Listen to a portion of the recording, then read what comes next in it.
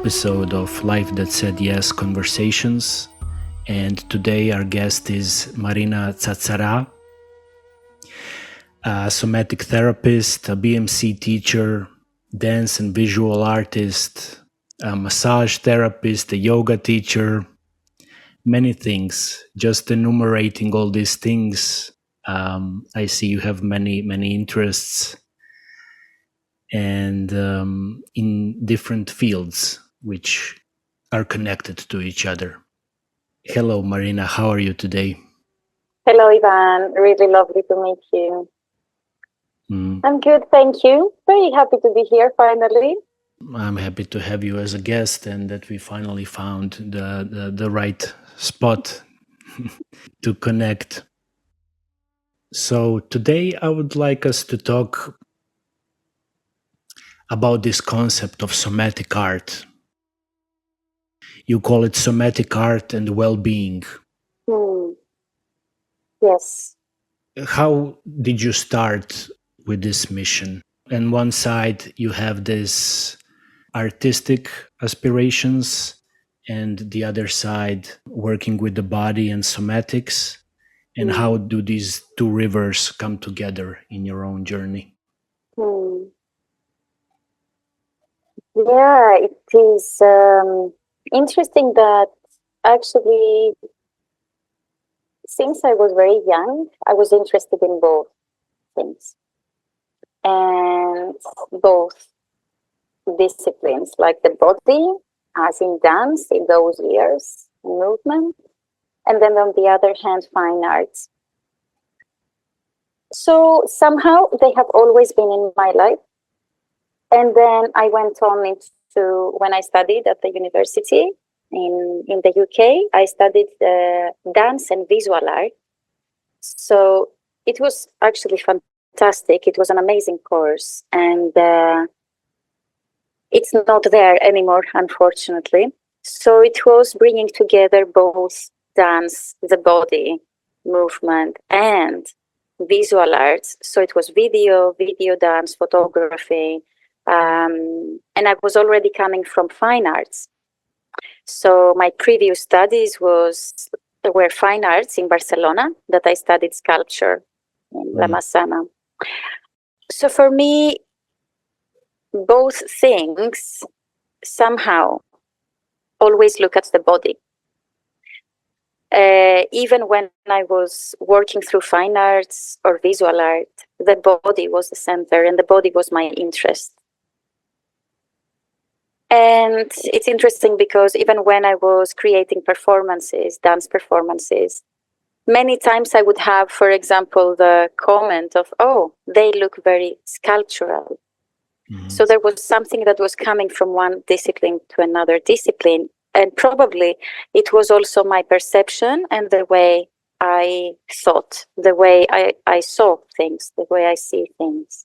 And then while I was in my studies of interdisciplinary studies of dance and visual art, this is when I met body-mind centering in the UK.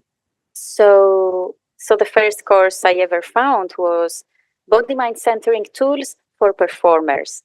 And I thought, oh, wow, what is this all about? And I read on the flyer something about cells.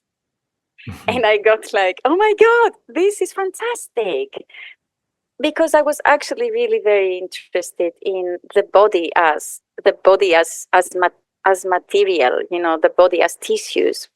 And very curious into what is this body? What is it made of? And what moves me from the inside? And how can I understand also my anatomy, physiology?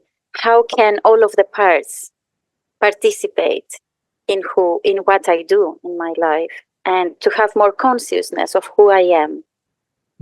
Not only through the expression of maybe ideas in art making and emotions, and of course this other part called essence, or however you want to call it, or more spiritual part, but also through all of this macro level, the micro world that is inhabiting us, Mm-hmm.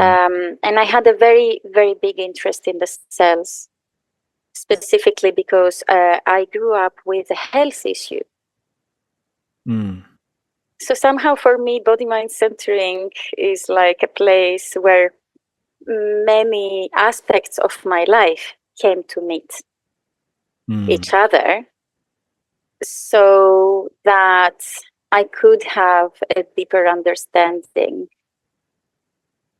of what does it mean to have a body that is different than other bodies, that functions in a different way.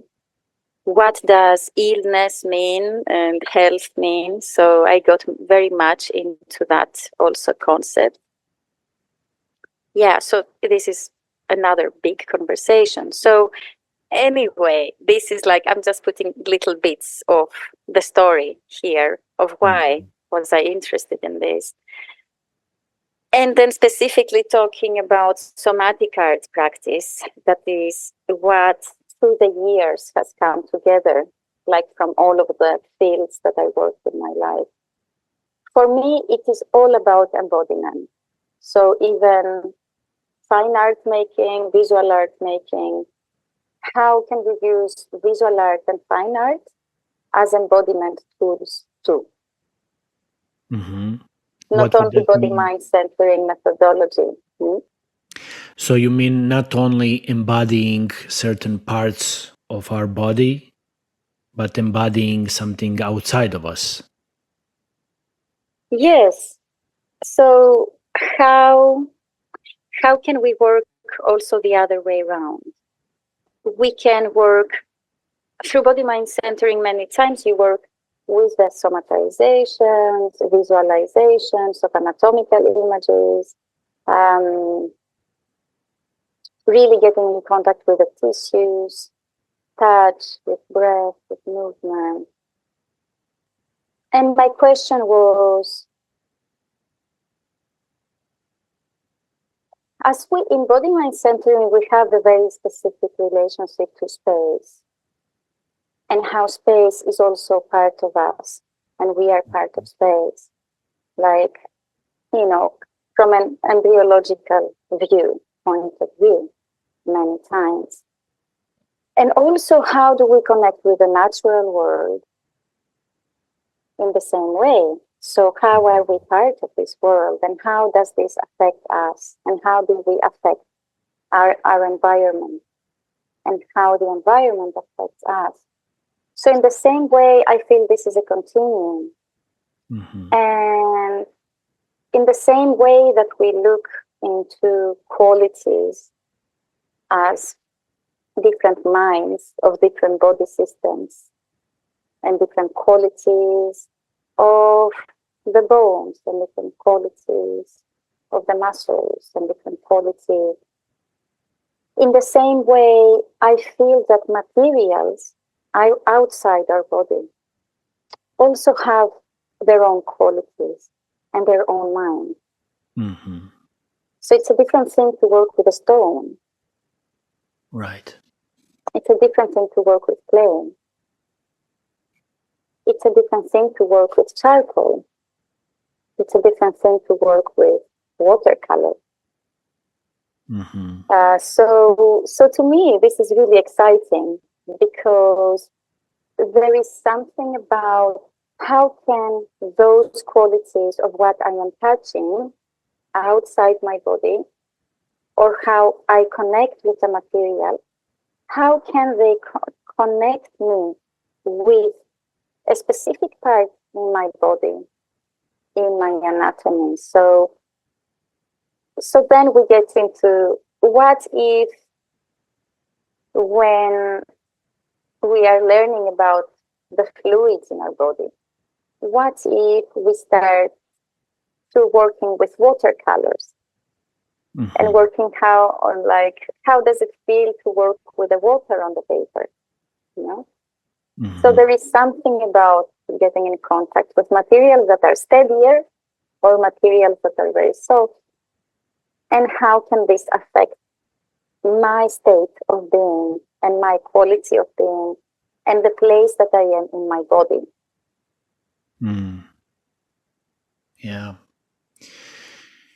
Yeah, beautiful. And it's in a way very much connected then to our senses Mm. and our ability to connect to a certain material and really take it into ourselves and feel it and embody it, embody its qualities, embody its vibration in a way. Absolutely. And then how can, through embodying this material, how can this support our visiting a similar space in our body? So how can this be of support for the embodiment of specific body systems? Mm-hmm. How can it be an extra embodiment to it? Mm-hmm. Would you say that inside our bodies we have all these different materials in a way? Yes, very much. Very much, and in many ways. There is also something about the inside and outside. There is Right. something about many times, I mean, in art therapy, there is a lot of that. How can you work with something outside yourself? But it is also almost like there is a transferring on the paper Mm-hmm. of what is inside out. But then, how can whatever is out be in dialogue with what is in? Mm-hmm. So there is something about this dialogue that is deepening consciousness, self-development, understanding. It is a deepening, in my opinion. Mm-hmm. Hmm. So yes, and also to add that um, we use different art disciplines in the somatic art practice. So we work with drawing, with sculpture, with collage, with photography, Mm-hmm. video, short videos. We also do performance art, movement. So it is, really open. Ink, watercolors. It's really inventive, really inventive. It's about creating even your own tools. It's about exploring even the tools. It's like, okay, what does this material do? So there Right. is something about also a lot of playfulness and a lot of exploration and a lot of expression and saying, okay, how can I feel this material? How can I connect? Maybe I don't connect. Mm-hmm. What is it about it? So it is a dialogue. It's not the formal kind of, okay, let's make this amazing painting or this fantastic sculpture. Right. It is about connecting to the material, and there is a dialogue there, and maybe something comes out and maybe nothing much. Mm-hmm. And this is also very much of a layered process because we write also, there is writing. So it might go from a somatization into working with clay, and then from working with clay into writing, and then after writing going back into the clay, and maybe after the clay to go into movement. So it is a really layered process. Beautiful. And I have a feeling now when you are talking about it that it's very grounded in a way in the present moment. Mm. And it kind of changes the perspective of producing art to have a specific final result. Mm.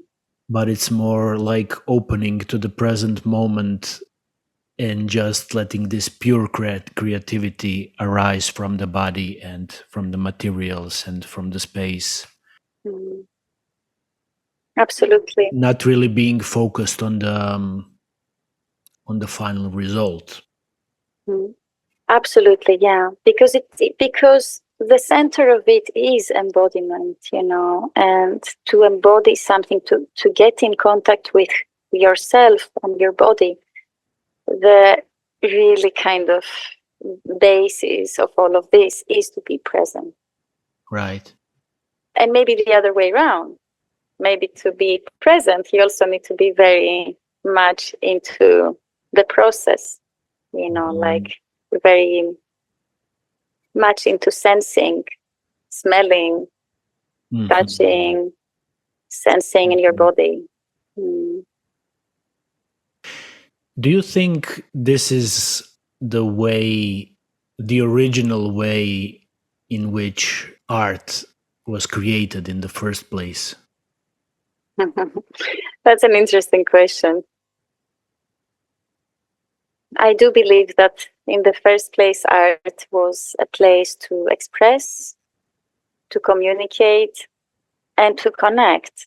There was lots of art was made in community, a lot of dance, and a lot of, many times all of the first drawings we find, they seem to be like different people together drawing. And there is something about this expression and communication.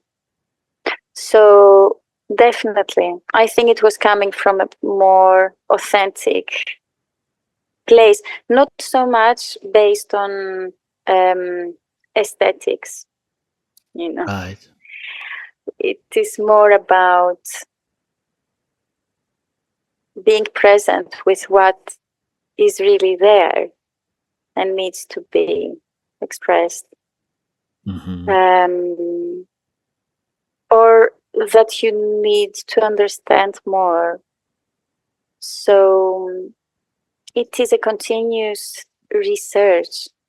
So then the students come in a space that is very much research-based, in the same way that BMC is very much research-based. At the end of the day, you do learn methods, ways of working, but it is a continuous research into your own body, movement, how does it feel to be there? I think it is the same goes with the materials.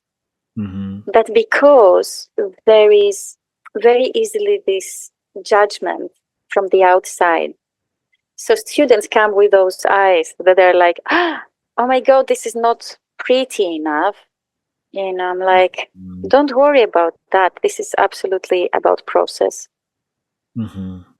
And even the most beautiful pieces of art you see, most of the times, it is not so much about aesthetics, symmetry, harmony. It's more the ones that touch you are the ones that you feel they are very real. They came out of really being in that place. And right.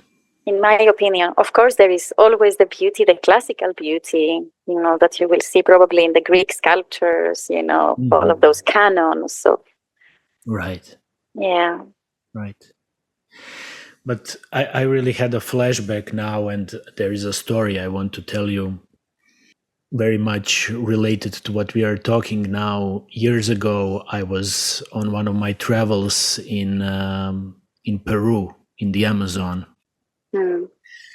And one afternoon, there was a group of us, and we visited an Indian tribe. And they greeted us, and in their village, they have like a little waterfall and the lake. And this lake is filled with medicinal clay. And we went for a swim, and we were swimming, and we were really in this childlike atmosphere, just playing and splashing with water. I felt really connected to my body at that point. It was really a sensorial experience, the water and the clay in my hands. And I started taking all these chunks of clay in my arm and my hands and just modeling them. But there was no idea that I'm going to create a sculpture. It was just this feeling of clay, of enjoying the clay. Yes, enjoying so much the clay, enjoying the clay and molding it and feeling the texture and feeling the sliding and the water around me. And all of a sudden, I was completely lost in this sensorial enjoyment. Fantastic. And this lasted for a couple of minutes. And all of a sudden, I stopped And as if I was having this moment of clarity, and I looked at this chunk of clay that I was molding, and it looked like a bird. Oh, wow. And I was like, oh my God. And I asked my friend, like, do you see something here? And I put this clay on the rock, and he was looking at it, and he said, oh, it's a bird. Wow. And I had this moment which blew my mind. I had this realization, oh my God, this is how the first man created the first sculpture. I love it. I love it. This is an amazing story, and it is so close to what we are talking about.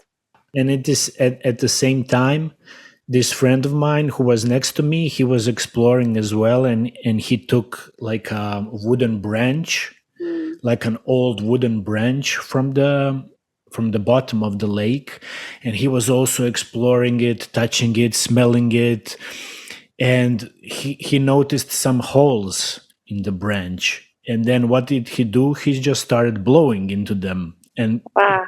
produced some squeaky sound, and it sounded like, okay, he discovered the music, he discovered the flute. Yes, To make yes. it Well, play. discovery is a good word. Yeah, discovery. But it all came from this childlike exploration, being lost in the moment and just taking in the material from the outside and feeling it on this basic level. Mm, mm. Absolutely. And this is so much at the core of what we do in the class, and it's not always easy to get out of that mind, the kind of brain, because it is like many times through the eyes. That's why many times we have exercises that you need to close your eyes, because then you kind of don't have the access to the brain. You have more of the access like to the sensation straight away. So there is something about what you said that is really basic to the work, that is the playfulness. It is about, we all know that place, the childlike place that you are discovering the materials, and to me, so many times we're like, oh, how can I find this place again? Of real presence, of like, oh, it's not about saying, I know what clay is, or I know how clay feels. It's like becoming one with it. Yes. And enjoying it, getting into that place. And rediscovering it over and over again, because it's always new. It's the clay is new and we are new, and always having this opportunity to discover it as if it's the first time. Exactly. That it's fresh. Exactly. And I think when, with time, students most of the times get to that place that they can just, there is this voice, maybe the judgment, like, is this interesting enough? Right. Am I good enough? It is like there is this voice that many times we talk about it, that it comes on the way. So that's why the way of working is very much like preventing the mind to take over. There is a lot of like games and playing and, turning it upside down. Or suddenly like, okay, you have this drawing and maybe you consider it's a lovely drawing, but then what if we cut it in little pieces? Like, oh no, yeah, why not? Okay. So you see what I mean? Yeah. So then it is about, how can I just really be with it in the experience and permit also the material to talk to me and have its own life. It's not all about me. It's about this relationship also. Beautiful. And it's a very empowering work to dedicate time to remember how to shut down this critical mind and allow ourselves to be the creators, to reclaim this freedom to create. Yeah. without the And judgment. exactly. And a very good way is like many times from being in the body, like, like visiting through BMC places in us. Many times it can work also as an extension. So, what was it that you found there? What did you find in your bone marrow? Mm-hmm. What was the quality? What was the color? What was the smell? What was the where were you? What kind of place was that? Mm-hmm. So then somehow it is becoming clearer and clearer. And it's not about closing it into something, because sometimes it's also nice to just experience that place and move from that place. But it is very interesting if you go a step further into saying, what if I find the combination of materials of the way I felt in that place? There is so much information that comes up, so much personal information and personal meanings also. Right. Mm. I noticed that in this kind of somatic art, you said you put focus on drawing, sculpting, photography. So it's mostly visual art. But I'm interested, can we practice somatic art and do poetry, for example, or anything Yes, that relates to words? Does it yes, change a little bit the process? yes, it does. Yeah. So writing, creative writing is also important. There are times that we kind of make a type of haiku that is very short, kind of. How can you say it in 3 sentences? Or there are times that we do automatic writing. Mm. Mm.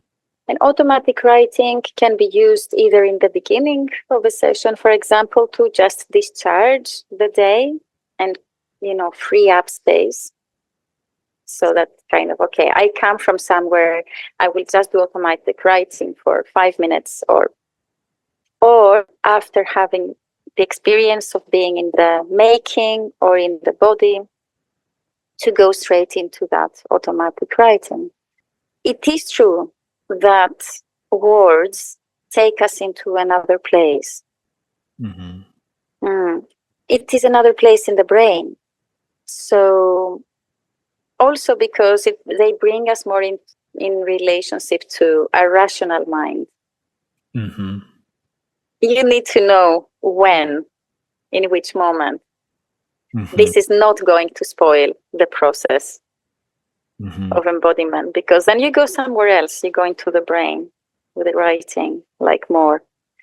And that's why the writing most of the times is automatic, or it is like small haiku.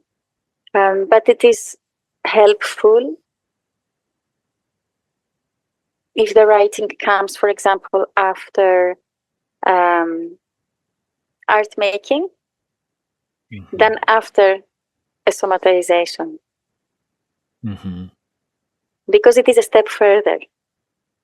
Right. You see what I mean? You go higher and higher in the brain. Right. Right. So you're in the body, then you go into creating with materials. So you're kind of in this relationship from the body out of the body, material, dialogue. And then the kind of higher in the brain, okay, let's write, let's kind of have some Mm-hmm. automatic writing. So it is very interesting what comes out, because it really gives you, as we said, like some more precise information, interesting stuff is coming out. And many times we take parts of this text and we go back into movement, or we go back into making, Mm-hmm. because then you use this to go even deeper and not to stay so much into meaning Mm-hmm. making, but break it down again. It's like, how can it go down again? This information. A question came up. At the end of all of the process, a question came up. How can you take the question down again into the body and explore it?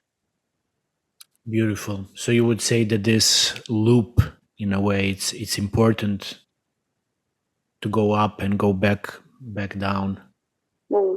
Absolutely. As in body mind centering, I think we work with this body and mind, like this consciousness coming higher and going lower. And I think in the same way, in relation to what materials you use, it's very different to make a collage, and it's a very different thing to take some clay and work with your eyes closed. Right. So definitely different levels of consciousness. Do you have a favorite material? Oh, I don't know. Like, all of them are amazing. They just have a different character. I just love drawing because it is so immediate. I mean, it is amazing how with a pencil and what is the name? Paper. A pencil and a paper. In a moment, it is amazing how much detail and beauty and like just a line can be magic, can be poetry. Right. And talking about actually magic and poetry, I think probably one of the really basic things that I am looking for to kind of infuse in the students and in my own practice is not to lose this connection with that place of being able to see, to look for the beauty in small things, in the materials,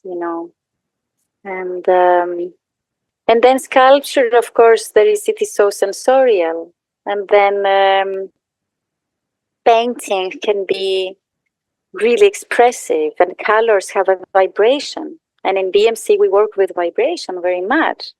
So colors, this is an amazing exercise for what is the vibration of each color, right, in space. And then performance is just amazing. You can create your own absurd little performance or movement phrase that is very personal also. How do you place your body in space? And the courses, when they are online, this is very interesting because you can use the frame of the camera. It is always like, okay, so maybe a hand can be coming down, and like, what is the distance? So we are playing a lot also with the camera of the courses when there is this possibility of the online course. And I'm particularly happy because we are also going to meet in person this year with the Somatic Art Practice group, because to me it is really crucial to meet in presence and to actually be in nature and work with nature. So to have the whole. Yeah, and it's interesting how in this world of art there was this conditioning happening for a lot of time, and a lot of people I know, and myself included, we had this idea that, I don't do certain art, like this is not for me, I can't dance, I can't draw. But in a way, this is a way of realizing that yes, I can do all these things. I would like to stay a little bit with this, with the drawing. And I see that you offer a course, mindfulness and drawing. Yes. Yeah, and I was very interested by chapters of that course. How in each chapter you connect drawing with something else. So you connected with breathing, body consciousness, emotion, thoughts, compassion, communication, and senses and perception. Yeah. Beautiful net. Beautiful. Yes. Can you say a little bit about this web? Why did you choose these particular elements of our being? Because because of my own practice, like in mindfulness, and practicing all of those different, let's say, ingredients of mindfulness meditation. Mindfulness as the art of being present, basically, through all of those different things. And actually, there were more chapters even in the teaching, depending on each course and the group and how many sessions we had. And so it was really nice. Also, for example, the mindful eating, for example. So then we would spend some time just having like a little cherry or something and taking our time. And then maybe while you are having the taste of the cherry, you can choose the color that you want to choose for the drawing, or the rhythm, or how much water is there in your drawing in relation to taste. I mean, this is really experimental work. Right. Somehow, I found that drawing is very, very supportive for being present. Because it's a very different thing. I was teaching the same course, the same mindfulness course, without drawing to some groups. And it was a completely different experience, because just meditating on compassion, for example, no? It is something. Then, of course, you go away, you come back, you go away, you come back. It is not an easy practice, And many times, most of the time, you are somewhere else, and then you come back. There is something about the material that keeps you more here. Mm-hmm.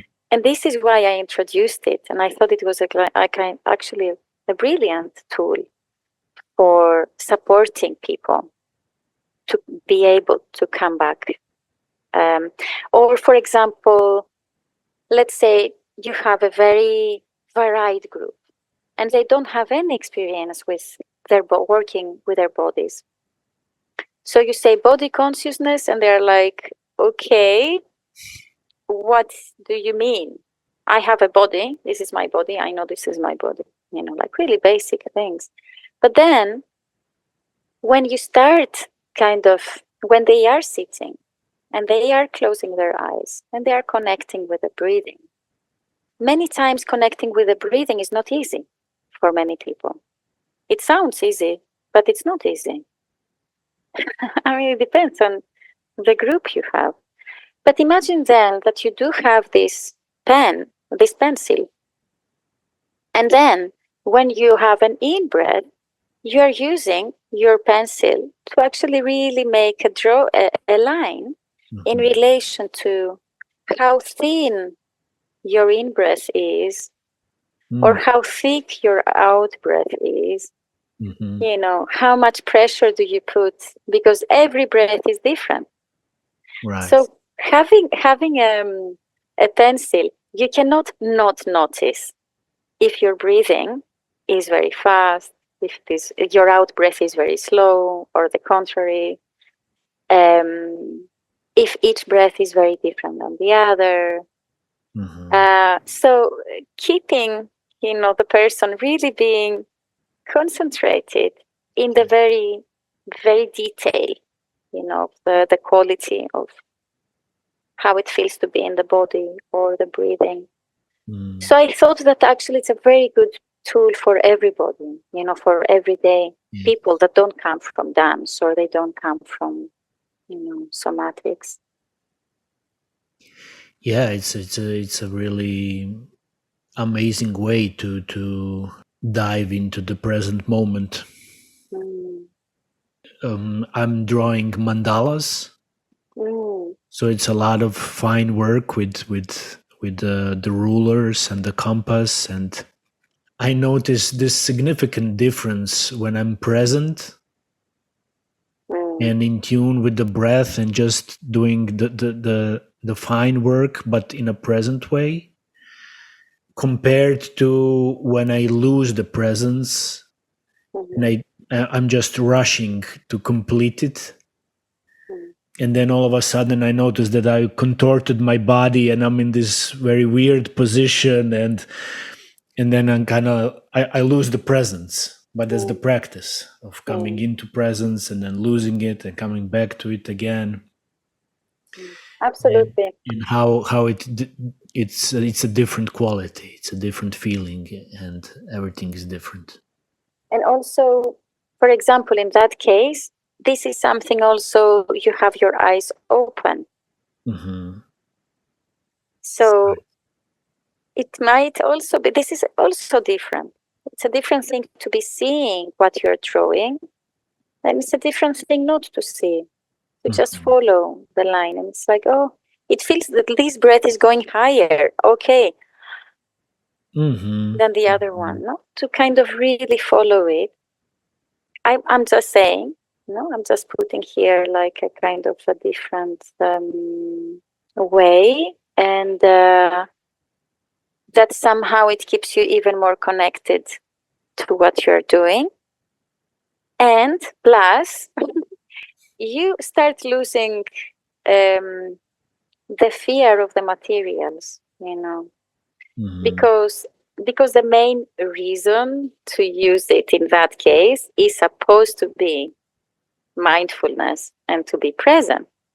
But the secondary, benefit is that you start losing, fear of using the material, or saying, I cannot draw. But then when you open your eyes, it's really interesting, because sometimes there is something very curious, or sometimes you're like, oh my God, look how many qualities of lines I have been able to make without having this aim.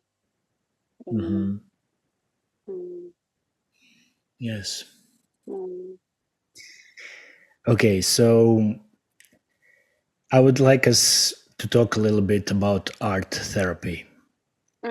And I was really moved by your biography, in a way, or your introduction on your website, when you said you are bringing resilience tools for reconnecting with our fragmented parts.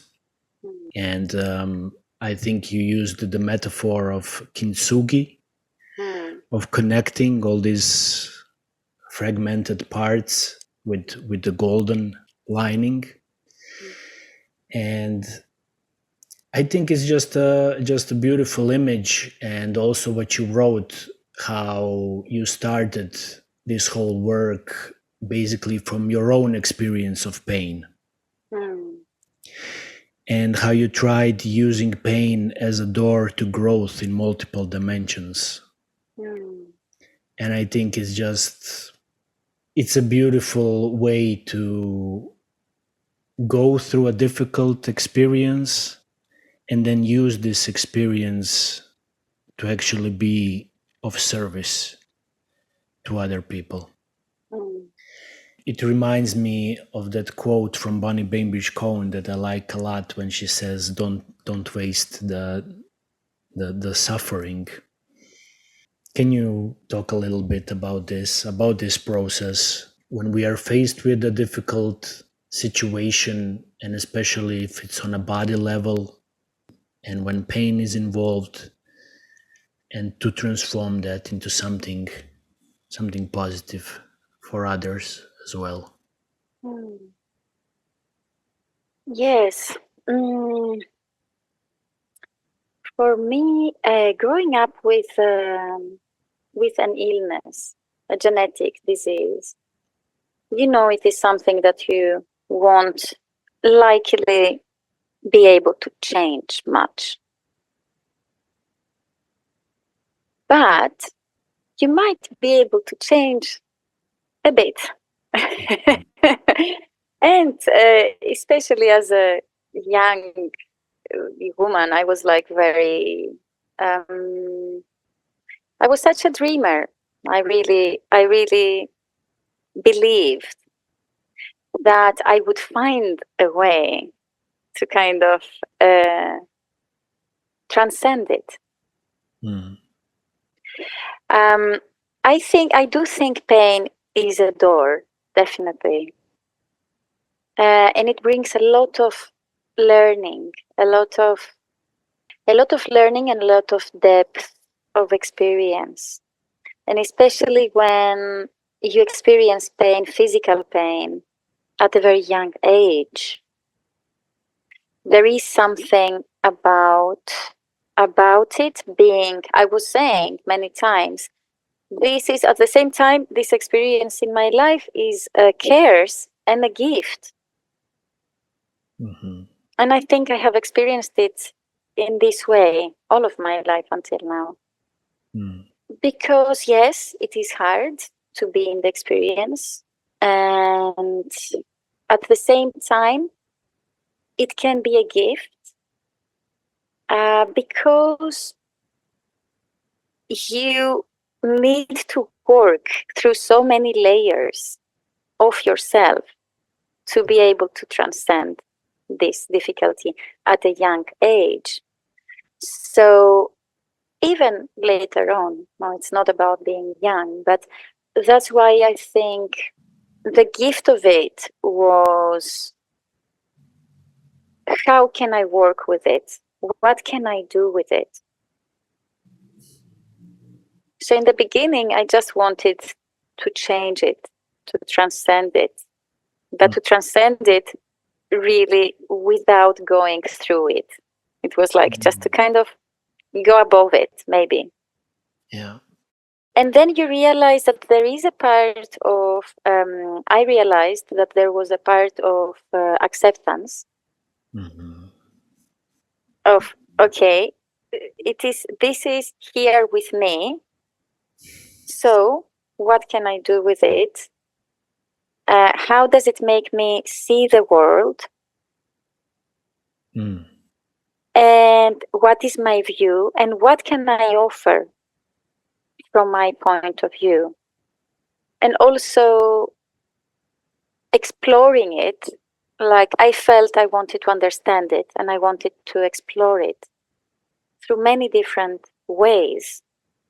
Even spirituality, I really had so many questions. Mm-hmm. And somehow this has been a very big body of work. I mean, at some point I worked with performance so when I did study dance, that was already a challenge to be able to finish the training and to but finding how can I? So I have a frame. How can I work in this frame? Okay, maybe my frame is smaller than other people's frame. So, okay, but that can also be interesting. Right. Because sometimes limitation makes you be more creative Right. about things and Mm-hmm. finding more ways or different ways, or to go around it, or to see it from behind, or to see it from above, because this is where you are and this is what you can do. It's like, how can I be more creative about it? How can I understand this? That's why it is a gift, because then you really get to be very present so as to be with something and to at the same time say, I'm not the only one in pain. Mm-hmm. I'm not the only one facing this difficulty. So, what could I offer to others that are having this difficulty? Was a very important question for me. Mm. Because you are somehow, you understand pain, you understand them, you understand a body that is not a normative body. Mm-hmm. So I think this is also a strength, and you need to find resilience. You need to find what supports me. So you need to connect with that center of yours to find your tools and your resilience to be able to make it through. While if you don't have such a big challenge, you might just float through life many times, not really have found what keeps me upright. Right. What is my support? Mm-hmm. Hmm. Beautiful. Would you say the idea of roots is important for this, to find the center and to find this strong grounding, not just physically, but in something that transcends, let's say, the circumstances. Yeah, it's an interesting question, because at the same time, there is a lot of, there is a very deep understanding and connection to ephemerality, to how everything changes continuously. And you need to become friend with this. If you're not a friend, if you're an enemy, then you are really going to suffer more. Right. And there is something about roots that is very necessary, but those roots also need to have some kind of flexibility. And it is more, for me, it has always been more rooting inwards. Right.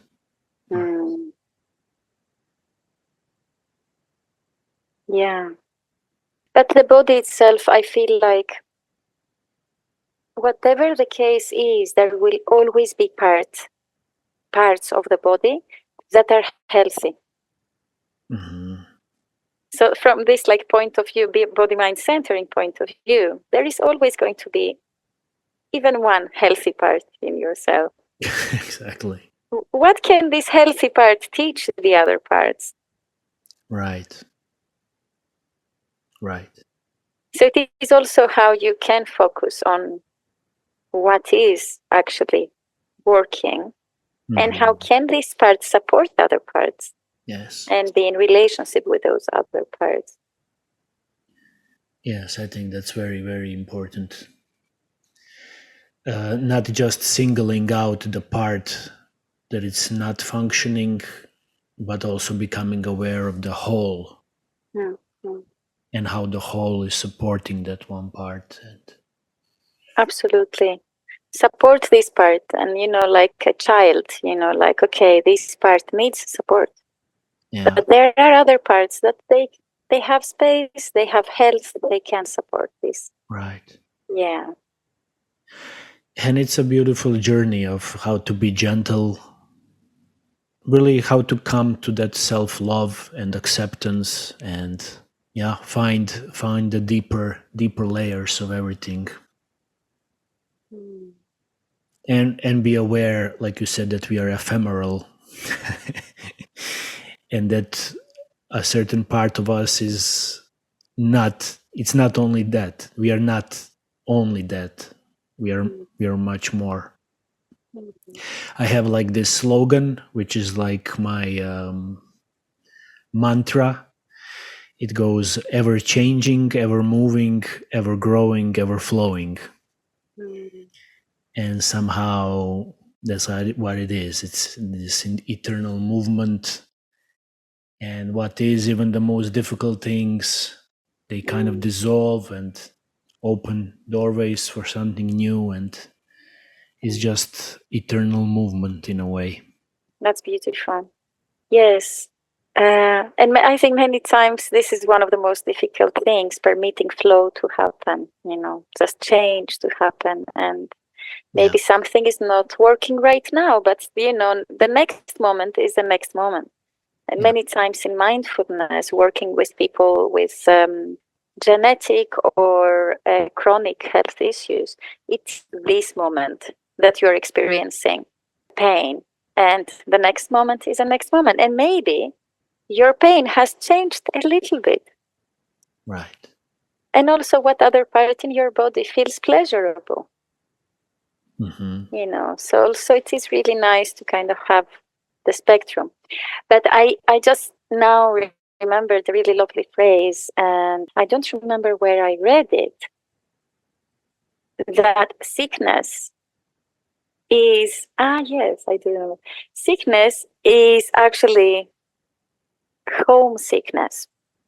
So many times I feel that's why I feel this work is very valuable, reconnecting to ourselves through all of those ways, movement, materials, the others, coming in contact with the others, exchanging what was your experience, how did I feel, how is my drawing, can you move my drawing, I will move your drawing, coming together, becoming one. There is something about losing touch with this deeper part of ourselves. And Right.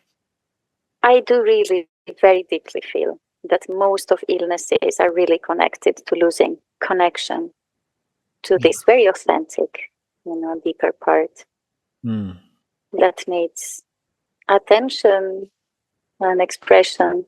Yeah. Yeah. To come back home.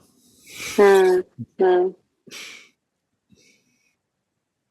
Beautiful. Thank you, Marina. Thank you so much, Ivan. It was a lovely conversation. Yeah, it was.